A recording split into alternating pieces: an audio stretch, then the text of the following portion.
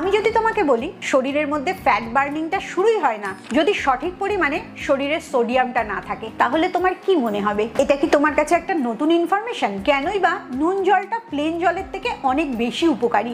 Journal of human নিউট্রিশনে একটা research হয়েছিল, সেখানে দেখা গেছে ইলেকট্রোলাইট ওয়াটার 30% বেশি তোমাকে হাইড্রেট করে প্লেন জলের তুলনায়। এটা কেন হয়? যখন জলের মধ্যে সোডিয়াম আর পটাশিয়ামের ব্যালেন্সটা ঠিক থাকে, তখন সেই জলটা তোমার শরীর বেশি ভালো করে নিতে পারে। এই নুন জলটা যে কোনো সাধারণ নুন না, এই জলটার বায়োলজিক্যাল বেনিফিট কি আছে?